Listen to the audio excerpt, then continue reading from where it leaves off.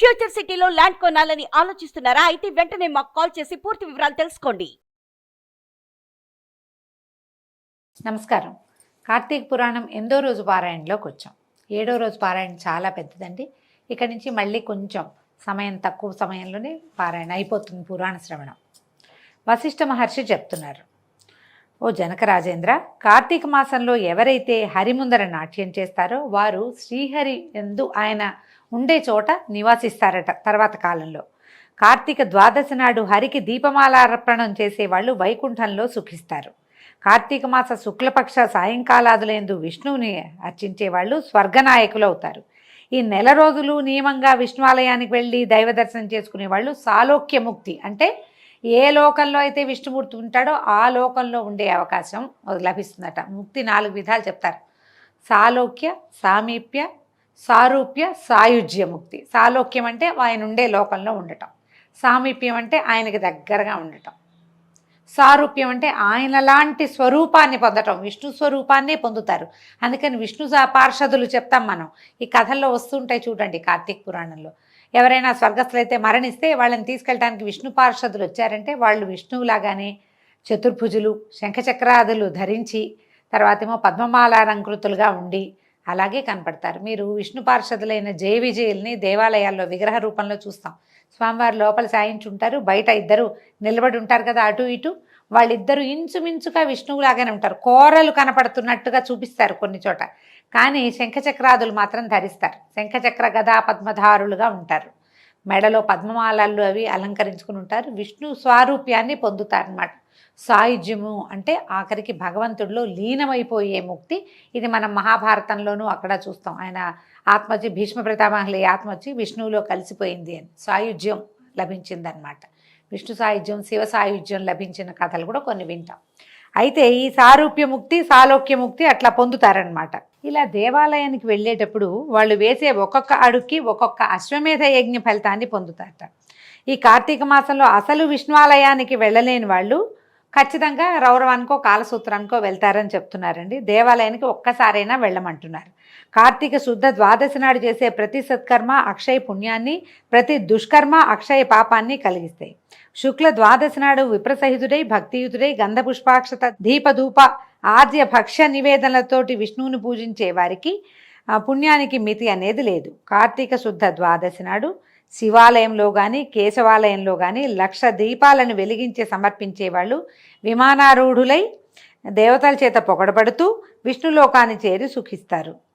కార్తీకం నెల్లాళ్ళు దీపం పెట్టలేని వాళ్ళు ద్వాదశి, చతుర్దశి, పూర్ణిమ ఈ 3 తిథుల్లో అయినా తప్పకుండా దీపాన్ని పెట్టండి అని చెప్తున్నారు. మనం వారాలు చెప్పుకుంటాం, సోమవారం అని చెప్పుకుంటాము. సోమవారం కుదిరితే అది, లేదా ద్వాదశి, చతుర్దశి, పౌర్ణిమ ఈ 3 రోజుల్లో అయినా దీపం పెట్టమంటున్నారు. ఇతరులు పెట్టిన దీపాన్ని ప్రకాశింపజేసిన వాళ్ళ పాపాలు ఆ దీపాగ్నిలోనే కాలిపోతాయి. ఇతరులు ఉంచిన దీపం ఆరిపోయినట్లయితే దాన్ని మళ్ళీ వెలిగించే వాళ్ళు ఘనమైన పాపాల నుంచి తరిస్తాడు. ఇందుకు ఉదాహరణగా ఒక కథ చెప్తాను, విను. ఇప్పుడు మనకి ఎప్పుడు ఒక డౌట్ వస్తుంటుందండి, ఇది కేశవ మాసం అంటే శివమాసం కదా, శివారాధన చేయాలి కదా, విష్ణువారాధన గురించి ఎందుకు చెప్తారు అని. పురాణాల్లో 2 చెప్పబడ్డాయండి. 7వ రోజు పారాయణంలో విష్ణువు శివారాధన షోడశోపచార విధిగా పూజించండి, సాయంకాలం శివుణ్ణి అర్చించండి అని చెప్పారు. మీరు శివార్చన పరులైతే అది, విష్ణువార్చన పరులైతే ఇట్లా 2 చేసుకోవచ్చు. ఇది కేవలము శైవులు మాత్రమే, అడబొత్తు పెట్టుకునే వాళ్ళు, శివుణ్ణి పూజించే వాళ్ళు మాత్రమే, విభూతి ధరించే వాళ్ళు మాత్రమే చేసుకోవాల్సిందన్న మాట లేదు. విష్ణువార్చన చేసేవాళ్ళు కూడా కార్తీక మాసాన్ని సుసంపన్నం చేసుకోవచ్చు. మీ అవకాశాన్ని బట్టి చేసుకోవాలంతే. అది చేస్తారే అది ఇది 2 చేసుకోవచ్చు. ఒకనే పూజించాలని లేదు. శివకేశవులు ఇద్దరికీ అభేదం అన్నదే ఈ మాసం చెప్తుంది. శివారాధన చేసినా కూడా కార్తీక దామోదర ప్రీత్యర్థం అనే చెప్పాల్సి ఉంటుంది. సంకల్పం చెప్పేటప్పుడు కార్తీక దామోదర ప్రీత్యర్థమే చెప్పాలి. అలాంటప్పుడు ఏ దేవాలయానికి వెళ్తే ఉంది, మనకి ఏది అవకాశం ఉంటే అది, అందుబాటులో ఏది ఉంటే అది, తప్పకుండా దేవాలయ దర్శనం ముఖ్యం అంతే. దీనికి ఉదాహరణ గాథ ఒకటి చెప్తున్నారు. సరస్వతి నదీ తీరంలో అనాది కాలంగా పూజా పునస్కారాలు లేక శిథిలమైపోయిన విష్ణువాలయం ఒకటి ఉండేదట.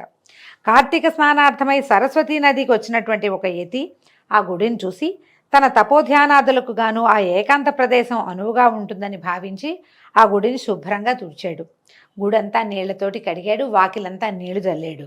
చేరువలో ఉన్న గ్రామానికి వెళ్ళి పత్తి, నూనె 12 ప్రమిదలు తెచ్చి దీపాలను వెలిగించి నారాయణార్పణమస్తు అనుకుని తనలో తాను ధ్యానం చేసుకుంటూ ఉండేవాడు. ఈ యతి ప్రతిరోజు ఇలా చేస్తుండగా కార్తీక శుద్ధ ద్వాదశి నాటి రాత్రి బయట ఎక్కడా ఆహారం దొరకపోవటంతో ఆకలితో నకనకలాడుతున్న ఒక ఎలుక గుడిలోనికి వచ్చి ఆహారాన్వేషణలో విష్ణు విగ్రహానికి ప్రదక్షిణంగా తిరిగి మెల్లగా దీపాల వద్దకు చేరింది. అప్పటికే ఒక ప్రమిదలో నూనె వల్ల ఆరిపోయిన ఒత్తి మాత్రమే ఉంది. తడిగా ఉన్న ఆ ఒత్తి నుంచి వచ్చేటువంటి నూనె వాసనకి భ్రమసి ఎలుక అదేదో ఆహారంగా భావించి ఆ ఒత్తిని నోట కరుచుకుని పక్కనే వెలుగుతున్న మరో దీపం వద్దకు వెళ్ళి అదేమిటో పరిశీలిద్దామనుకుంది, ఏం పదార్థమో తినేది అని. అయితే ఏమైంది, ఆ పరిశీలనలో అప్పటికే బాగా నూనెలో నాని ఉన్న ఆ ఒత్తి కొన వెలుగుతున్న ఒత్తి తాలూకు అగ్ని సంపర్కమై ఉండటంతో వదిలేసింది భయపడి ఎలుక. ఆ ఒత్తి అది ప్రమిదలో పడింది. అంటే ఇది పట్టుకెళ్ళిన ఒత్తి కూడా అంటుకుందనమాట. మనం అలా అవుతుంది కదా, ఆల్రెడీ నూనె బాగా నాని ఉంటే చటుక్కున కొంచెం నిప్పు తగిలేసరికి అంటుకుపోయింది. ఈ వెలుగుతున్న దాన్ని చూసేసరికి భయపడి వదిలిపెట్టింది. అది ఆ రెండో ప్రమిదలో పడిపోయింది. నూనె ఉన్న ప్రమిదలో పడి రెండు చక్కగా వెలగటం మొదలుపెట్టాయి. ఓ రాజా, కార్తీక శుద్ధ ద్వాదశి నాడు విష్ణు సన్నిధిలో ఒక యతీంద్రుడు పెట్టిన దీపం ఆరిపోగా అదేవిధంగా ఎలుక వలన పునఃప్రజ్వలితమై తన పూర్వపుణ్య అవటం వల్ల, అంటే దానివల్ల మళ్ళీ ప్రజ్వలించడం వల్ల తన పూర్వపుణ్య వశాన ఆ మూషికము ఆ రాత్రి ఆ గుడిలోనే విగత దేహి అయి దివ్యమైన పురుష శరీరాన్ని పొందటం జరిగింది. మరి కాసేపటికి ఆ ఎలుక కాస్త ఆ గుడిలోనే ఓ పక్కన చచ్చిపడిపోయింది. అయితే అది దివ్యమైన పురుష శరీరాన్ని పొందిందట. అప్పుడే ధ్యానంలోంచి లేచిన యతి ఆ అపూర్వ పురుషుని చూసి, ఎవరు నువ్వు, ఇక్కడికి ఎందుకు వచ్చావు అని అడగడంతో ఆ అద్భుతంగా ఉన్నటువంటి ఆ పురుషుడు అన్నాడు, ఓ రాజా, యతిరాజా, నేను ఒక ఎలుకను, కేవలము గడ్డి పరకల వంటి ఆహారంతో జీవించేవాడిని. అటువంటి నాకు ఇప్పుడు ఈ దుర్లభమైన మోక్షము ఏ పుణ్యం వల్ల వచ్చిందో తెలియటం లేదు. పూర్వజన్మలో నేనెవరిని, ఏ పాపం వల్ల ఇలా ఎలుకనయ్యాను, ఏ పుణ్యం వల్ల ఈ దివ్యదేహాన్ని పొందాను. తపసంపన్నుడైన నువ్వే నన్ను సమాధానపరచగలిగిన వాడివి, దయగలిగి వివరించు, నేను నీ శిష్యుణ్ణని అంజలి ఘటించి నమస్కారం చేసి పరిపరి విధాలుగా ప్రార్థించాడట. అప్పుడు ఆ యతి తన జ్ఞాననేత్రంతో సర్వాన్ని దర్శించి ఇలా చెప్పాడు. తిలసమేతంగా దానిపైన నేతితో దీపాన్ని వెలిగించి ఈ అద్భుత పురుషుడు పరిపరి విధాలుగా ఇలా ప్రార్థించేసరికి యతి జ్ఞాన దృష్టితో చూసి ఇలా చెప్పారట. ఏంటంటే, నాయన, నువ్వు ఇంతకు పూర్వమందు బాహ్లిక దేశంలో పుట్టావు, జైమిని గోత్ర సంజాతుడవు, బ్రాహ్మణుడివి. నువ్వు నిత్యము కుటుంబ పోషణ పరాయుడవు. అంటే కుటుంబ పోషణ కోసం ఏదైనా చేస్తావు అనమాట. ఇంకా ధర్మం అధర్మం ఉచ్చనీచం అలాంటి ఆలోచన లేదు. హాయిగా ఉండటం, దానికోసం ఏది కావాలంటే అది చేయటం, అలాంటి ధోరణిలో ఉండేవాడివి. స్నాన సంధ్యలు విడిచి నిత్యము ఆశతోటి వ్యవసాయం చేస్తూ వివేకం లేక బ్రాహ్మణుల్ని నిందించేవాడివి. ఈ పాయింట్ రాగానే వెంటనే మనకు అనుమానం వస్తుంది, అది వ్యవసాయం చేస్తే తప్ప అని. వ్యవసాయం తప్ప అంటే కాదండి, ఇది వ్యవసాయం ఎవరు చేయాలో వాళ్ళు చేయాలి. బ్రాహ్మణుడు చేయవలసిన విధి విధానాలు ఆ కాలంలో వేరేగా ఉండేవి. వీళ్ళు స్నానం సంధ్యాదులు చేయాలి, ఆ తర్వాత ఏం చేయాలి, నిత్య నైమిత్తిక కర్మలు ఉంటాయి, యజ్ఞం చేయటము, హోమం చేయటం, వీళ్ళ విధులు వేరేగా ఉండేవి. వ్యవసాయదారులు విధి వేరు, వాళ్ళ విధి ప్రకారం వాళ్ళది పూర్వకాలపు కథ కదా, అందుకని ఇట్లా చెప్తున్నారు. అయితే దేవపూజలను వదిలి నిత్యము శ్రాద్ధ భోజనము తించు, భోజనము నిషిద్ధ దినములందు భుజించటము, రాత్రింబగళ్ళు భుజించేవాడివి. అంటే బ్రాహ్మణులకి ఫలానా రోజును తినకూడదన్న నియమం ఉంది. ఇప్పుడు ఏకాదశి నియమం అందరూ చేయకపోయినా పర్వాలా, ఏ వ్యవసాయదారుడికి ఏకాదశి నాడు ఉపవాసం చెప్పబడలేదండి. ఆ కాలంలో రైతులు ఉపవాసాలు అవి ఉండేవాళ్ళు కదా, వాళ్ళు చాలా కష్టించి పని చేయాలి కదా. బ్రాహ్మణుడికి మాత్రం ఖచ్చితంగా నిషిద్ధమైన రోజులండి, ఈ రోజుల్లో తినకూడదు, ఈ రోజుల్లో ఈ పని పనికిరాదు అని నియమాలు ఉండేవి. నియమం ఎక్కువ, యమనియమాదులతో కాలం గడపాల్సిన కాలం అది. ఈ నిషిద్ధ ఆహారం తింటము, నిషిద్ధ దినాలలో భోజనం చేయటము, తర్వాత సంధ్యావందనాది తపస్సులు చేసేవాళ్ళని నువ్వు నిందించేవాడివి. రాత్రింబవళ్ళు రాత్రిపూట అన్నం తినకూడని రోజులు కొన్ని ఉంటాయి, ఆ రోజుల్లో అన్నాలు కూడా తినేసేవాట. ఈ తర్వాత ఏమైంది, సుందరి అయిన భార్య ఉండేది, ఈమెకి నీకు ఒక అందగత్తి అయిన భార్య ఉండేది. ఆమె సహాయం కోసము ఎవరో ఒక స్త్రీని ఇంటి దగ్గర పనులలో ఉంచుకుని మతిహీనుడివై నిరంతరము దాంతో మాట్లాడుచు, దానిని తాగుచు, దానితో హాస్యంలాడుచు, దానిని పోషించుచు, నీ పిల్లలకు దాని చేత అన్నం పెట్టించుచు, కన్య అమ్ముకోవటము, తర్వాత చల్లా పెరుగు పాలు నెయ్యి అమ్ముకొని ధనార్జన పరుడుగా ఉన్నావు. ఈయన జీవిక కోసం నానా రకాల పనులు చేశాడండి. ఆ చేసినవి ఏవి ఆ కాలంలో ఆయన పుట్టిన జాతి చేయదగిన పనులు కావు. ఇవన్నీ చేయటం వల్ల ఇలాంటి జన్మలు వస్తాయని చెప్తున్నారు. ఈ ప్రకారంగా బహుద్రవ్యాన్ని సంపాదించి చివరికి ఆ ద్రవ్యాన్ని భూమిలో దాచిపెట్టి మరణించవు. భూమిలో దాచాడటైనా ఇట్టి పాతకముల చేత నరకం అనుభవించి తిరిగి భూమి యందు మూషికంగా అంటే ఎలుకగా జన్మించి ఈ దేవాలయంలో ఉండి దేవద్రవ్యాన్ని హరించుచూ దీపపాత్రలోని నూనెని తాగుతున్నావు. దైవవశం చేత ఈ దినమునందు నా చేత పెట్టబడిన దీపాన్ని నశించిన దాన్ని నువ్వు వెలిగించావు గనక ఆ పుణ్యం చేత నీ మూషికత్వం పోయి దివ్య రూపం కలిగింది. ఇది పవిత్ర కార్తీక మాసం ద్వాదశి కాబట్టి ఈ రోజున దీపం కనుక వెలిగిస్తే సమస్త జన్మలలో నువ్వు చేసినటువంటి అనేక పాపాల నుంచి మనం తొలగిపోతాం. అవన్నీ నశించిపోతాయి.